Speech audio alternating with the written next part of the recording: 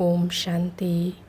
63 जन्मों से जिसकी तलाश थी वो भगवान आज मिल गया है। तो आज का गीत है आखिर वो दिन आया आज। तो अब जब बाबा मिल गया है तो आप सब कुछ भूल करके एक बाप को याद करो, जो कुछ भी पढ़ा है उसे भूल जाओ। और बाबा ने कहा प्रश्न में, भारत पर सत्युगी स्वराज्य स्थापन करने के लिए कौन सा बल चाहिए? तो पवित्रता का बल चाहिए।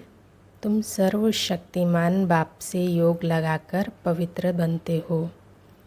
ये पवित्रता का ही बल है जिससे सत्युगी स्वराज्य की स्थापना होती है।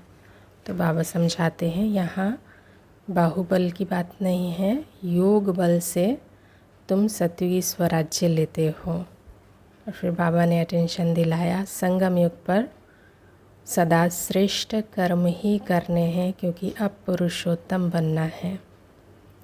और गुप्त रूप में बाबा का मददगार बन भारत को स्वर्ग बनाने की सेवा करनी है।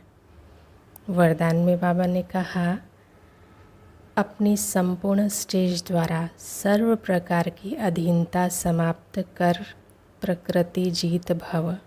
तो 3 बातें बाबा ने बताई, रूहानियत, रूहाब और रहमदिल।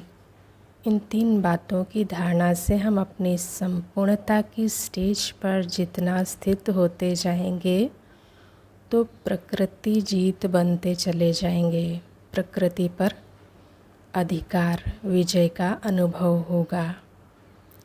और फिर बाबा ने स्लोगन में कहा श्रीमत की लगाम मजबूत है तो मन रूपी घोड़ा भाग नहीं सकता।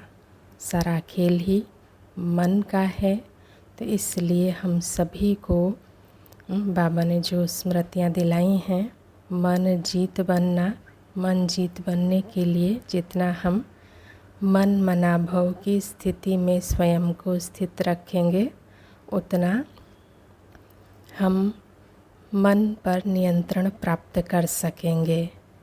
तो हम सभी विशेष अटेंशन, आज का जो स्वमान है, मैं प्रकृति जीत आत्मा हूँ।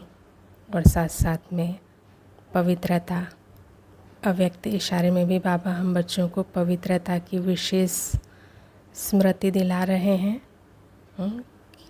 कोई भी अपवित्र वृत्ति स्मृति संकल्प में है तो ब्राह्मणपन की स्थिति हो नहीं सकती। इसलिए कदम कदम पर सावधान रहो। अच्छा, ओम शांति।